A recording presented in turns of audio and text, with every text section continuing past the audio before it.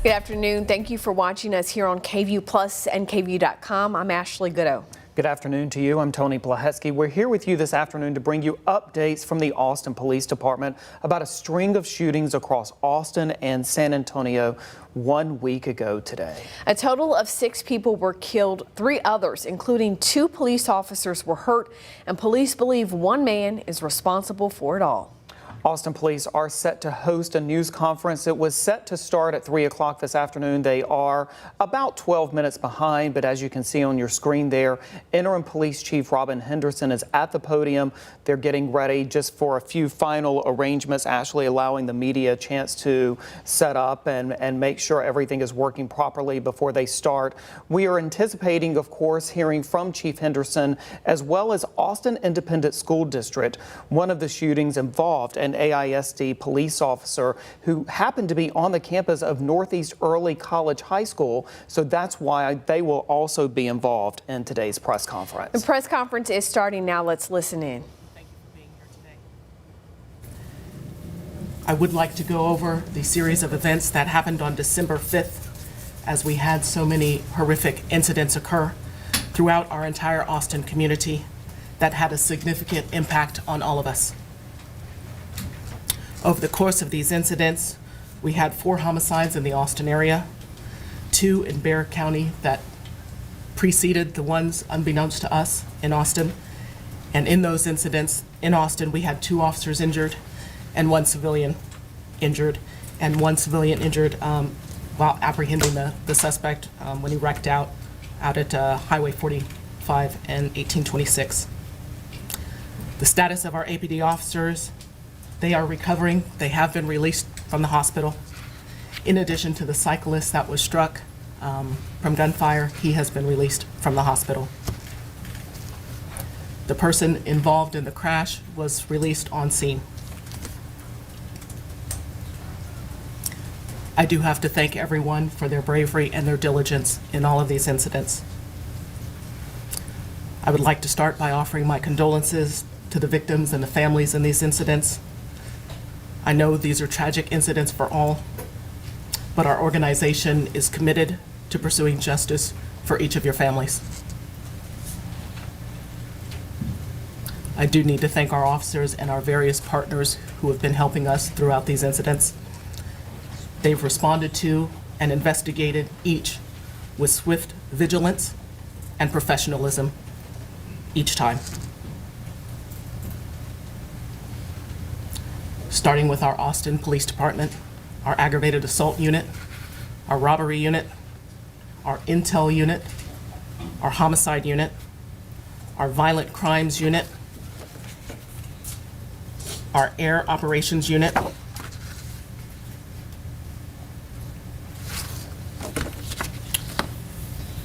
also Dr. Cadave and her team with forensics. She is our director of our department for forensics.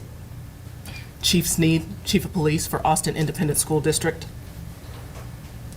Our DPS partners, Director, Deputy,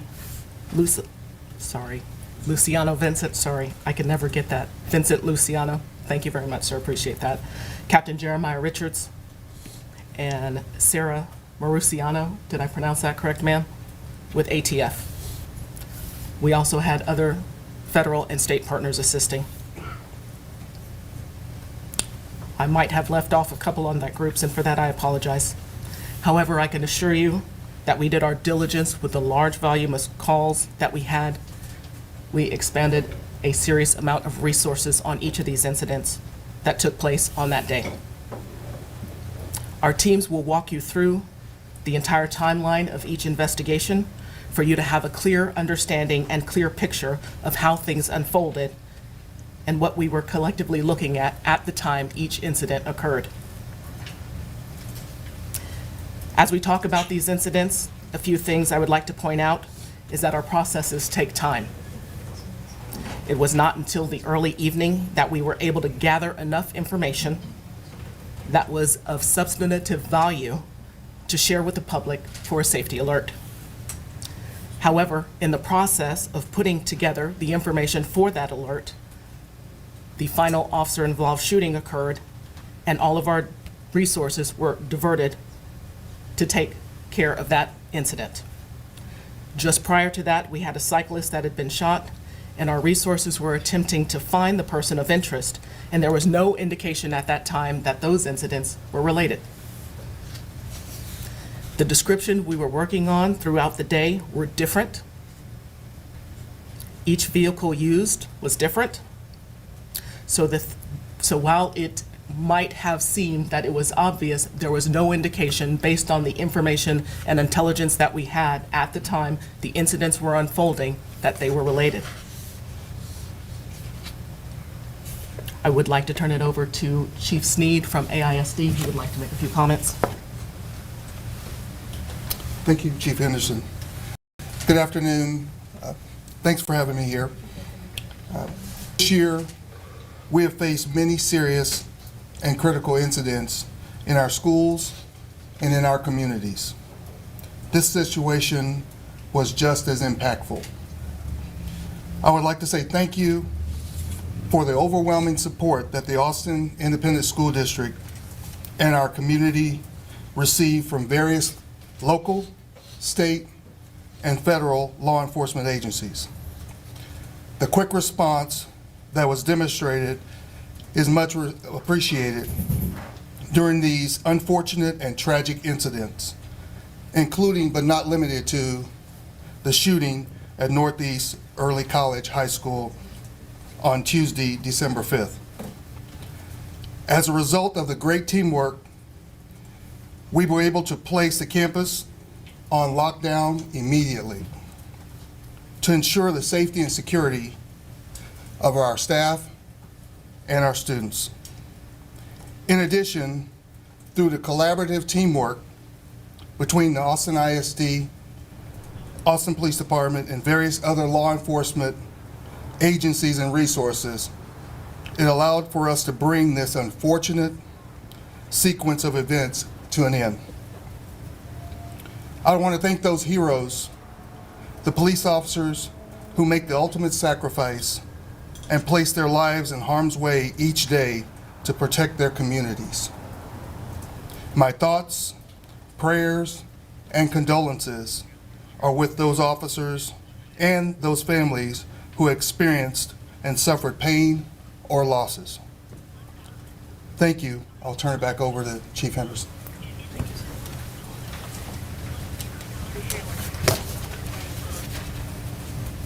I'd like to now introduce you to everyone that will be joining me today, giving a brief out of the series of timeline and overview of the case that they are handling. First, I will start with Sergeant Kovac. He'll do an introduction of the case and lay initial findings out. Detective Solis, he will cover the Austin Independent School shooting timeline. Detective DeLuna, he will focus on the double homicide on Shadywood Lane. Detective Spittler, he will cover the shooting of the cyclist and double homicide and the officer that was shot on Austral Loop. And then Sergeant Sexton we'll conclude and do a wrap-up of all the incidents, starting with Shadywood, Astral Loop, and then what was discovered through Bexar County. Sergeant Kovac.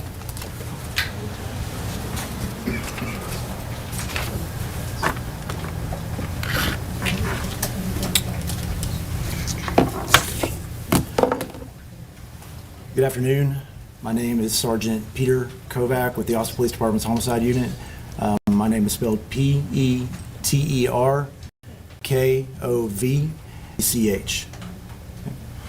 So, start off the briefing. Like I said, we just want to give you all a quick overview of the incident. The incidents that transpired on December 5th, 2023. Some of the things that we found out over the course of the investigation throughout the day that included numerous crime scenes.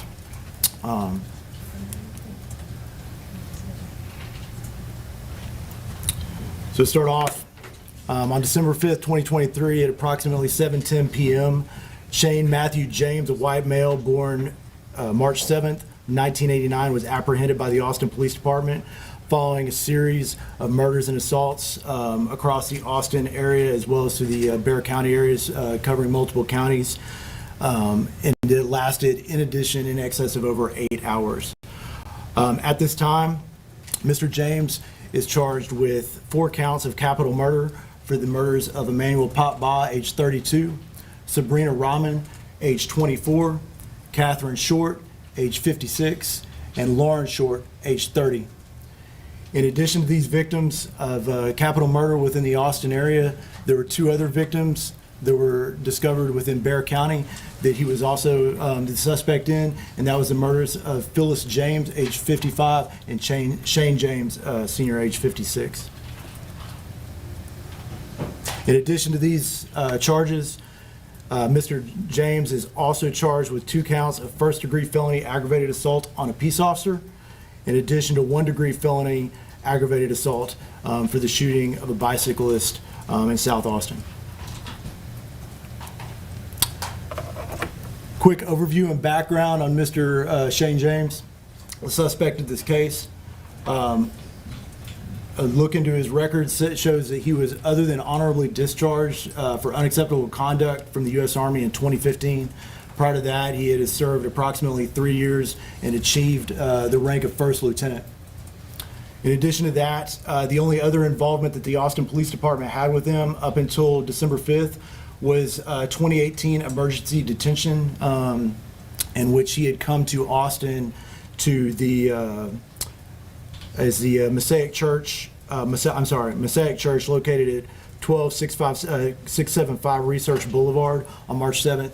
They had called in saying that Mr. James was experiencing what they thought to be was suicidal ideations. Officers responded up there and took him into emergency custody due to him being a danger to himself and or others. Up until that point, and since then, we have not had any involvement with Mr. James. Continuing along, really quick, this just shows a brief overview of the case in sequential order. Again, like I said before, this series of murders and the investigation span numerous counties, starting in Bexar County and continuing up here to Travis County. Numerous investigative agencies were involved with this. Again, like I said, it lasted in excess of over 8 hours during the investigative time and the time during which the crimes were committed. It included 6 major crime scenes and numerous other smaller crime scenes that we had to investigate. Those crime scenes included 7104 Berkman, which is the Northeast Early College High School, at approximately 10:41 a.m. That was handled by our Ag Assault Unit, and that is the case in which Mr. James is charged with 1 count of aggravated assault on a peace officer. Following that, we also investigated the double homicide that occurred at 7315 Shadywood Drive at approximately 11:59 a.m. when that call came in.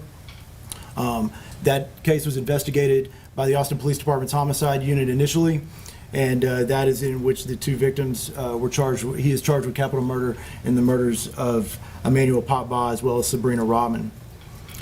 Following that, the next crime scene was at 5701 Slaughter Lane that was called in at 5:47 p.m. That's going to be the aggravated assault that he is charged with in first-degree felony for the shooting of a bicyclist down there on the hike and bike trail in South Austin. The next crime scene that we investigated was at 5376 Astro Loop. This call came in at approximately 6:49 p.m. This is also investigated by the Austin Police Department Homicide Unit, in which the murders of Catherine and Lauren Short occurred. Again, those are the other two capital murder charges that he is facing at this time. In addition, at that scene was also whenever officers responded and he engaged police officers, injuring one of our police officers, and that is also where he is looking at another charge for aggravated assault on a police officer. The investigations culminated after he fled from police and was involved in a collision at SH-45, the intersection of SH-45 and FM 1826, which he was quickly apprehended thereafter at 7:10 p.m. whenever this occurred. During the course of the investigation, as occurred after 7:10 p.m. and later into that night, we were made aware of possible relationship of Mr. James to 6403 Port Royal Drive down in Bexar County. We initiated a check welfare with Bexar County Sheriff's Office to conduct a check welfare down there, and that is when they located the last two victims. He has not been charged with their crimes at this time. The investigation into their murders is still ongoing. This time, I'm going to hand it over to Detective Brandon Solis to talk about our first scene. Good afternoon. My name is Detective Brandon Solis with the Austin Police Department Aggravated Assault Unit. Name is spelled B-R-A-N-D-O-N-S-O-L-I-S. As Sergeant Kovac stated, I'll be discussing the incident that occurred on the campus of Northeast Early College High School on December 5th, 2023. At approximately 10:43 a.m., Austin 911 received an emergency phone call stating that an AIC officer had been shot and EMS was on the way. Initial information provided to Austin 911 indicated that the injured AIC officer was located on the grounds of Nelson Field.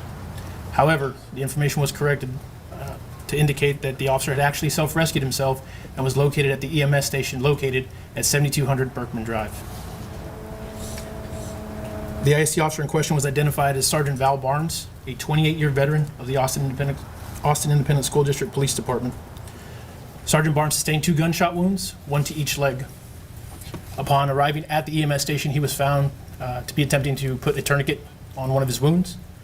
Austin EMS treated him and transported him immediately to Del Seaton Medical Center, where the wounds were determined to be non-life-threatening. At approximately 10:46 a.m., information continued to come in to Austin 911 that provided at least 3 suspect descriptions and 2 vehicle descriptions. Beyond those descriptions, the only information that could be corroborated was that the suspect fled the scene from the Northeast Early College campus, southbound through the parking lot onto Athletic Drive and into the area of 290 and Cameron.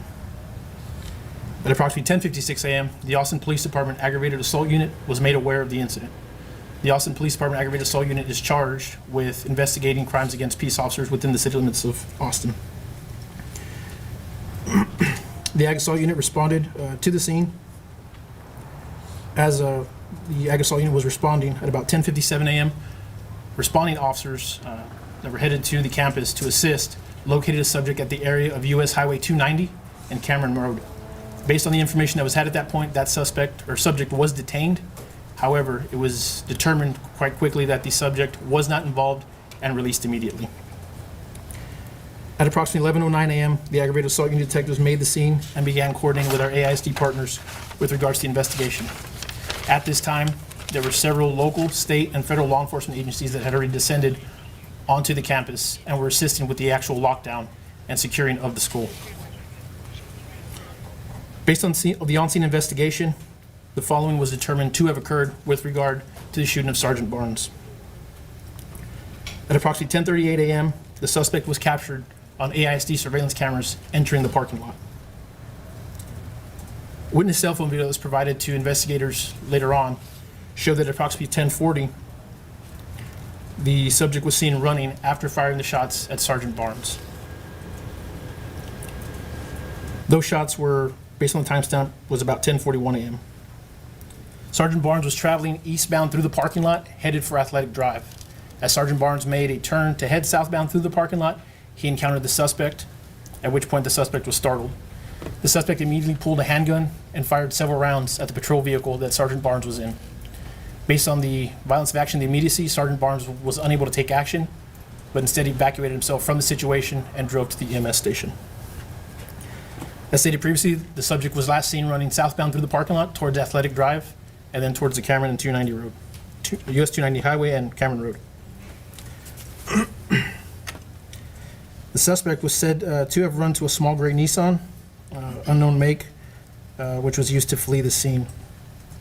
Based on the different suspect vehicle descriptions and suspect descriptions, there wasn't any corroborating information at the time. However, several witnesses were able to be secured by AISD prior to the Ag Assault Unit's arrival. Those witnesses were able to provide a more detailed description, which was described as a white male of muscular build, bald with facial hair, 6 foot to 6'4", between the age of 30 and 40 years of age. The surveillance video provided by AISD was able to narrow down the vehicle description to a gray Nissan Versa. Also on scene, several shell casings were recovered. At that point in the investigation, there was no information or no indication of what the motive was, nor was there any indication of why the suspect was on the campus, on the Northeast Early College High School campus. From this point on, aggravated assault unit detectives continued the investigation into the late hours as the rest of this developed. Once there was enough information developed throughout all these cases, there was enough to charge the suspect in this case with aggravated assault on a peace officer, a first-degree felony. At this point, I'll turn it over to Detective DeLuna to discuss the next sequence of events.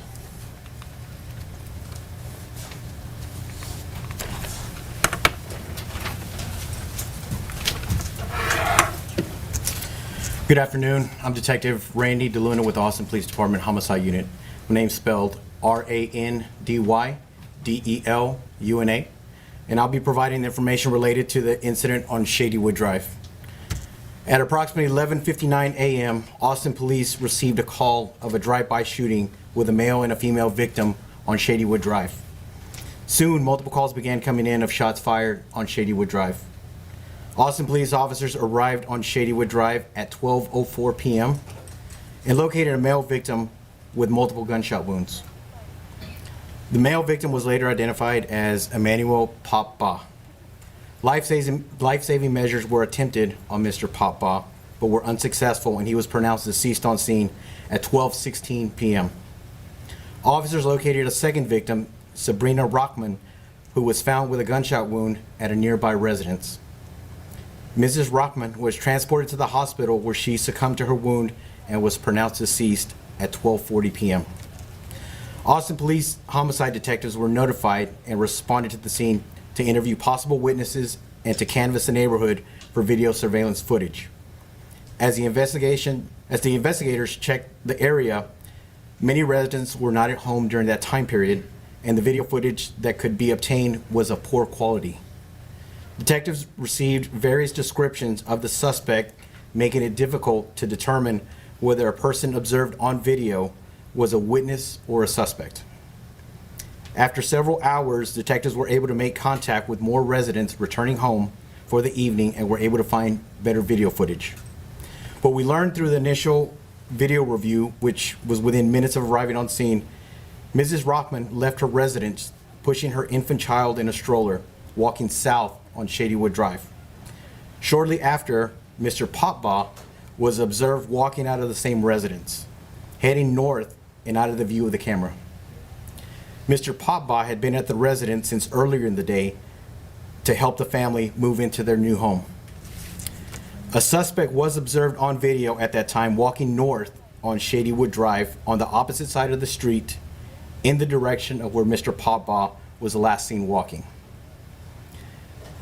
Mrs. Rockman was then viewed running toward the front door of a neighbor's house with the stroller. A dark SUV appeared in the video, traveling south on Shadywood Drive at a high rate of speed.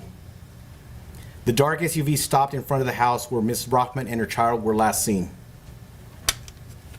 The suspect exited the dark-colored SUV and ran towards the front door of where Ms. Rockman was at.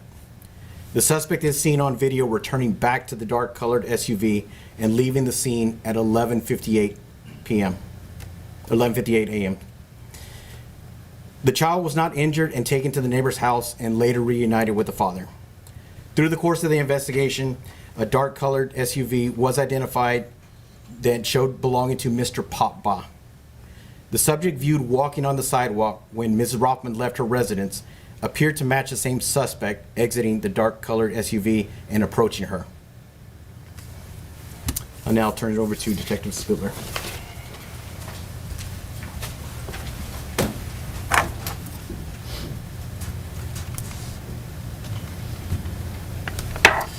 Good afternoon. My name is Detective Richard Spittler, and I will be the lead investigator on this case. The spelling of my name is Richardspitler. On December 5th, 2023, at approximately 5:47 p.m., APD officers responded to a shooting call at 5701 West Slaughter Lane. Upon arrival, officers located a male with a single gunshot wound. The victim advised he was cycling on the Slaughter Creek Trail when someone shot at him. The cyclist described the suspect as a white male wearing a burnt orange t-shirt, long pants, and either a hat or a bandana. At approximately 5:48 p.m., Air 1 assigned to the call and responded to the area to search for the suspect, but no one was located. Air 1 stayed in the area for approximately 25 minutes until they had to refuel. Multiple officers remained in the area to search for the suspect. The cyclist was transported to the hospital to receive medical treatment. The location of the shooting was not initially located by responding officers. Based on the initial description given by the victim, it did not appear as though this incident was related to the AISD officer shooting or the double homicide at 7315 Shadywood Drive. At approximately 6:49 p.m., APD officers responded to a burglary in progress. At 5376 Austral Loop. The caller advised he reviewed a motion notification received from his surveillance system and could see a male wearing a jacket kicking in the back door to his residence. The caller also stated his wife and daughter were currently at home. Due to officers already being in the area for the previous shooting, the first officer arrived on scene within 2 minutes of the call being received. The first officer on scene observed the suspect inside of the residence. The suspect was seen by that officer exiting the back of the house, and the officer went around the residence to the fenced-in backyard. As the officer entered into the backyard, the suspect shot at the officer, striking him multiple times. The suspect ran to the detached garage and stole the homeowner's 2015 Acura. Additional officers witnessed the Acura driving at a high rate of speed in the 11400 block of Escarpment. Officers attempted to initiate a traffic stop on that vehicle, but the suspect refused to stop and a vehicle pursuit was initiated. The suspect went westbound on South Highway 45 and attempted to turn northbound on FM 1826. The suspect lost control while turning and crossed over FM 1826 into oncoming traffic and crashed into a passing motorist. As officers were exiting their vehicle, the suspect immediately exited the stolen Acura and raised his hands in the air. The suspect was compliant with all commands given by arresting officers, and the suspect was identified as Shane James.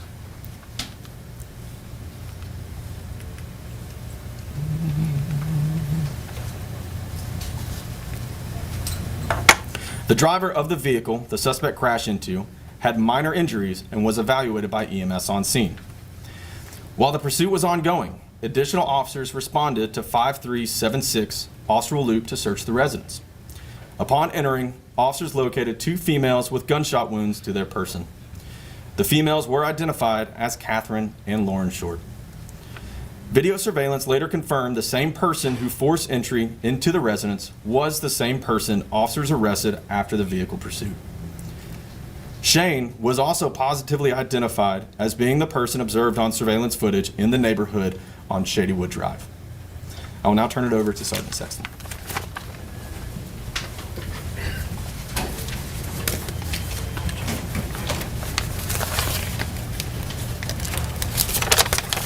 Hello, my name is Sergeant Nathan Sexton. I'm one of the sergeants with the homicide unit. My spelling for my name is Nathansexton. So just to give some background for that particular day, this past Tuesday, December the 5th, That day alone, we had over 50 violent crime calls for service between 1 p.m. and midnight. After 5 p.m., 8 of those calls required 3 or more units to respond, and you can see a listing here. This is just a snippet of some of the calls in that time frame. But they include a stabbing with a machete, multiple guns being pointed at various subjects throughout the city, male being shot and transported to the hospital. So as the day is rolling on and we're here at the headquarters, we have all these calls that we're trying to filter through, as well as filter through everything else that we've had coming in with multiple suspect descriptions. So as you can imagine, it was a little chaotic that day in trying to determine if there were any commonalities or a common suspect or description from any of the scenes. Various investigative units were working on this. As we've mentioned, we had our aggravated assault unit, all the units that the chief had mentioned, which can make it a little bit difficult having communication between units and jurisdictions and other agencies. As you can see here, it's not uncommon for multiple shootings to occur in the same day and for them to not be linked.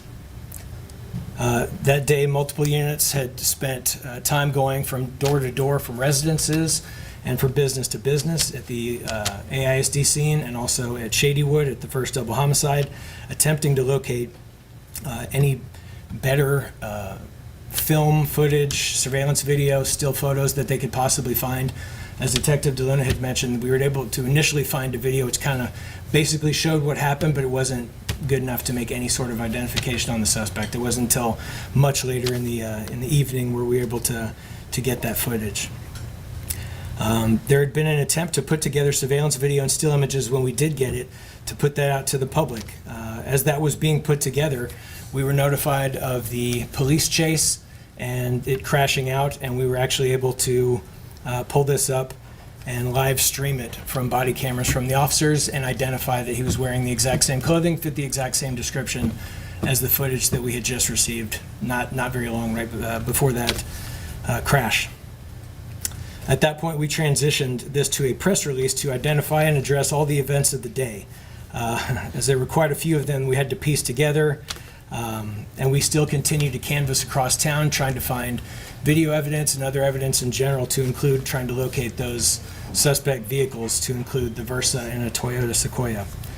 The Toyota Sequoia was located at 5800 West William Cannon, and that was at 8 p.m.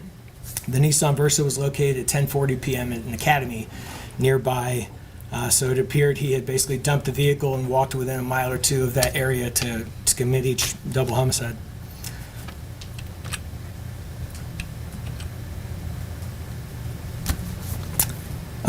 As soon as he was identified after that crash and we were able to get a positive identification for Shane James, our intel unit led that research, trying to immediately find family of James to see if there was anyone we could do a check welfare for. Obviously, with the incidents of the day and how many violent crimes and brutal murders had been committed that day, we wanted to check on them. So we were able to contact the Bexar County Sheriff's Department. Shortly after James' identification, they were able to get in a call for service at approximately 7:43 p.m. in Bexar County. It was shortly after this that they were able to call us back to let us know they had located 2 subjects inside the residence deceased. We later on discovered the purchase of the firearm that had been used, and it was made through a private party sale back on July the 2nd, 2022. Just for some background, it was not until Friday, December the 8th, that we were actually able to put all this together, every single scene ballistically, matching every scene to include Port Royal, Berkman, Shadywood, Slaughter Lane, and Austria Loop. And that same day, Friday, December the 8th, is the day that the rest of the charges were filed to make all 7 charges. Records available show this is the most murders committed in Austin by any one individual since 1991. We want to thank everyone involved in this investigation. It can often take days or weeks to try to piece together information coming in from various sources when you have multiple agencies, different units investigating entirely different crimes.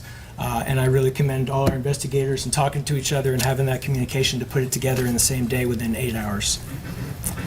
The diligence of these investigators is what led us to the identification and arrest of Shane James in this case. This time I'd like to turn back over to Chief Henderson.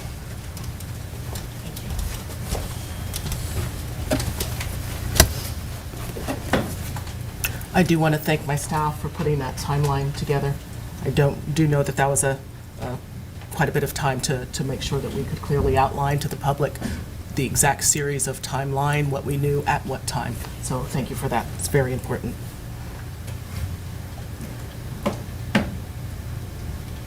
Please know that everything that has been shared with you here today gives a better understanding of how each APD unit and our public safety partners work swiftly and collaboratively to identify the suspect and take him into custody. With the sporadic nature of how these incidents unfolded, the length of time that it takes to canvass a scene, gather information, and have an understanding what occurred, how quickly our teams work together in order to get that information and bring Resolute as soon as we took the suspect in custody is impressive. In the immediate aftermath of the tragedies, we were not in a position to put out information because of the sheer breadth and scope of everything that we had learned in such a short period of time. We did not want to do anything that would bring harm to the investigative process. I also want to highlight the excellent response times to each of these incidents. Even in the midst of our staffing crisis, our officers were committed to providing the highest level of professional work our Austin community deserves. It was backfill officers who were the initial responders to the final call on Austral Loop, who arrived in just over 1 minute of the call being dispatched and likely prevented more harm to our community. I could not be more proud of our officers and our department as a whole. Again, condolences to the families of these victims, and I thank all of our heroes that put their lives on the line every single day to keep our community safe. I will now open it up for a few questions. Hi. I know that you've talked before, and APD has, about why alerts weren't sent out, but there's still many members of the community, and also I know some victim families that I've spoken with that are upset that no alert was put out. And so I wanted to give you a chance to kind of respond to some people saying that it was insufficient, that nothing was put out. And I was also curious, what actions are y'all taking, possibly considering to change how alerts are sent out to the public? Yes, sir. Thank you for that question. Please note, as stated, as we went through the timeline, it was unclear as to a description that could be provided to the public that would be of use, if you will, just because we had varying descriptions from the initial incident. Even from the initial incidents, there were approximately three different descriptions that we were provided, and we're not in a position to communicate something to the public that would be of value.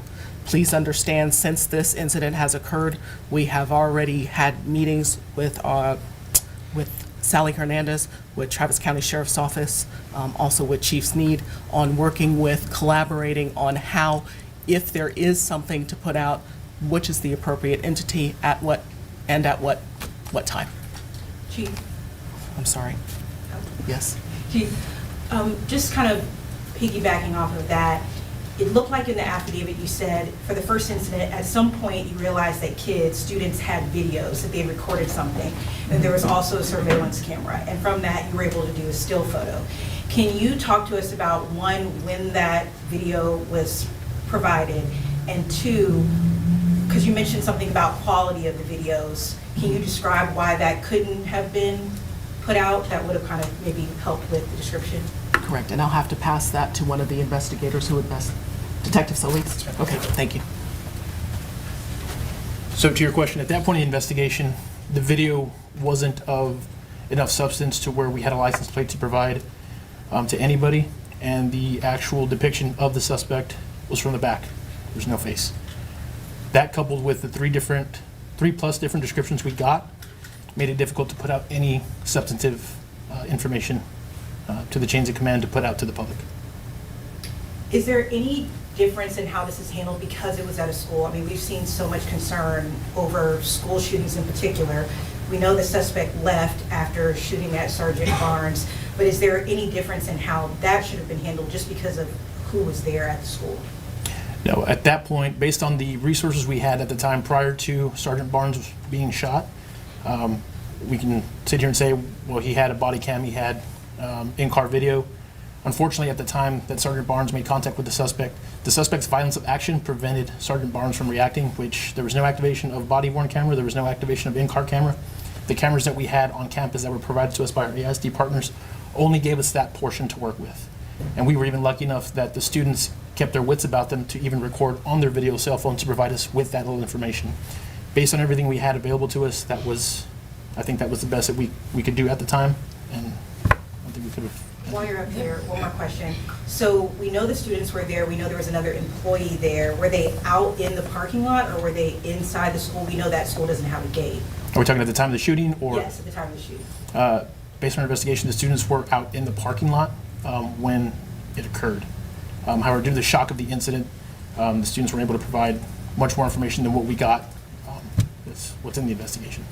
Detective Solis, according to an affidavit that was released today, a still photo from Shadywood was shown to Sergeant Barnes, and he was able to identify the suspect. At what point were those two incidents connected? That connection wasn't made until late in the evening hours when we had more information available to us. That information was not known at the time that the aggravated assault unit was investigating the shooting of Sergeant Barnes.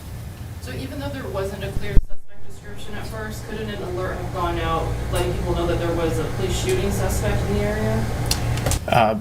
There could have been, but unfortunately, without any substantive or corroborated information, that would have only done a disservice to not only our investigation, but I think to the city as a whole.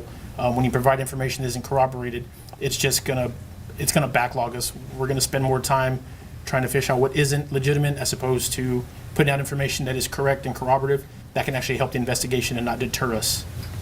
At some point, between the Shadywood Drive shooting and the biker shooting, there's a big chunk of time missing. Do you guys know what he was doing in between that time? That isn't my part of the investigation. I can turn it over to the Sexton. Unfortunately, we have absolutely no idea what he was doing. We were able to, when he was found, he had no phone on him. So there's approximately 6 hours of time that are unaccounted for. How were officers communicating with each other in that time? Just a lot of phone calls going back and forth. People at various scenes, like I mentioned earlier, just going door to door.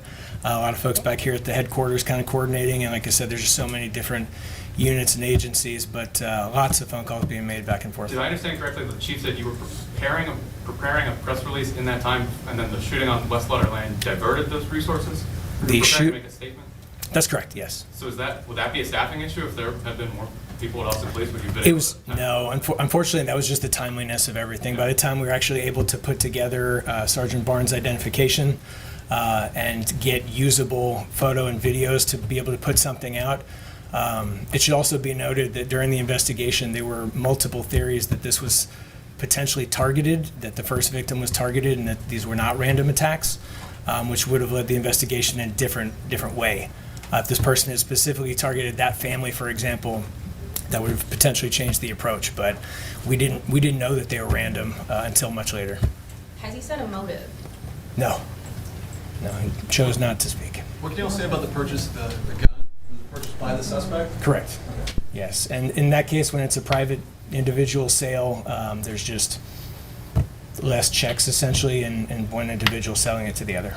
Do you know anything else about the 2018 incident with APD? Just what Sergeant Kovac had mentioned, that he had traveled up here from the San Antonio area and gone to a church where he ended up getting committed. When you talk about, to what you were saying earlier, when you talk about ways that you guys are evaluating your own process, how you decide when an alert needs to come out, we know there are laws that are passed that kind of determine the guardrails on when you can request this from DPS. Are there, based on this situation, any changes that you would suggest to make this more effective, more helpful to you all? Based on the requirements of that law, the thresholds were not met in order to institute that type of alert. At the time of the initial incident, there was no indication that there was an ongoing threat to the public. And as stated, it wasn't until hours later that we were able to tie that same suspect to that incident. Do you know what time you guys tied it together? Like roughly what time it happened? That was in the evening time, Evening. on the same day. And Chief, you like mentioned being satisfied with police response times. Can you explain to us what the department was experiencing behind the scenes given the staffing constraints? Did APD staffing challenges affect response to any of these incidents? In these incidents, it does not appear so. We are still in the midst of a staffing crisis, but like I said, the professional nature of our police officers that work here, they power through even though we are at critical staffing levels. So again, I do want to commend my officers, our backfill officers, and our detectives, and everybody that work so hard. Their dedication and vigilance is impressive. During the press conference that day, Bexar County was pretty critical of you guys, just kind of saying that you guys were being transparent. How do you feel about that? Do you have a response to that? And how's the relationship working between you two now? Yes, ma'am. Please note at the time of the incidents that occurred in Austin, like I said, we were unaware of who the suspect was or that he even had connections to Bexar County. It was not until after the suspect was taken into custody, identified who he was, and it was with the foresight of our detectives who said we should probably do a welfare check. And it was at that time that it was discovered that there were 2 deceased persons in Bexar County associated with the suspect taken into custody. We'll take 2 more questions. When it comes to Sergeant Barnes, and I don't know if Chief Sneed is the person to ask this, but when it comes to Sergeant Barnes, we know he was shot in both legs and then self-evacuated. What was the communication between him? We know he's just kind of he's a roving officer supervising. What was the communication between him and the other officers at the school who are now on lockdown and trying to figure out what was going on? I need to make sure I understand your question. Would you repeat your question? Yeah, when he took on fire and was shot in both legs and then had to self-evacuate to make sure he got medical assistance, what was his communication to the officers stationed at the school at that time? The communication that he had given came out that officer down, officer needs assistance, officer shot. That was the last communication that I recall hearing Sergeant Barnes give. There were our officers that responded to the EMS station where he self-evacuated and started administering first aid, placing tourniquets on. They had to place a second tourniquet on because it was excessive bleeding at the time. So I don't know if there was a lot of information that was being exchanged at that point in time. They were more concerned about saving his life. Is there anything you can talk to us? Obviously, you guys are dealing with new safety requirements for the state. Is there anything you can talk to us about how this situation, as you all have reflected, are y'all making any changes? Or is there anything that you fine-tuned after dealing with this situation? Well, as you know, and you pointed out, obviously we don't have prison gates up around our schools, and so it's an open campus concept. So obviously there are people, this individual just walk onto campus. We ask our officers to be vigilant on the perimeters of their campus. We use video cameras when possible to try and monitor the activities that are going on in and around the campus. So nothing specific at this particular point. Chief, this is for you. Do you guys final question? I was going to say, do you guys plan to release any video from any of this? It's an ongoing investigation, so we're not sure. We can't speak to that yet. Okay. Thank you all for joining us. Well, you've been listening in as the Austin Police Department has been walking us through what happened 1 week ago today when a man is accused of killing 6 people across Austin and in Bexar County. And Ashley, one of the things that was somewhat unusual is that we don't often see police, at least in this stage of an investigation, walk us through the specifics in the same way that they did right now with really a lot of detail coming forward. I think as we have covered this story over the past week, one of the most wrenching details for people who have been following this is certainly the homeowner who saw the suspect, Shane James, kicking in the door, entering his home, knowing that his wife and daughter is there. And then also, of course, the image of the woman on Shadywood Drive in South Austin pushing her baby stroller as she was gunned down on that street. And us hearing in great detail, Tony, about that particular incident, hearing that she exited the house with Mr. Poba. This is Sabrina Rahman, who was working on the home. He went one way, she went another way. They say they got neighbor video showing her running to a neighbor's door and the man actually getting out of a car to go gun her down. We know from her husband, she's pushed her child out of the way to save that baby's life. She was out walking with her child when all of this happened. And then, Ashley, a lot of conversation and obviously a lot of questions remain a week later about whether or not Austin police could have or should have alerted the public that a gunman was on the loose in the city. They seem to address that in a head-on way, although judging from the questions, I'm not sure some of the journalists in that room felt as though they had received satisfactory answers. But with Interim Police Chief Robin Henderson stating that they did not learn all of the information tying these incidents to one shooter until the evening, they were working, according to her, to get a statement out to the public when their resources were diverted to the shooting in Circle C that left Catherine and Lauren short dead. And the crash and the ultimate taking him. And I think one of the things, Tony, to your point, we don't typically see them walk us through this, but it's also been a week since this has happened and we had not heard from very important for a week. Very important point there with the interim chief addressing the media in the middle of the night, actually from Tuesday into Wednesday of last week.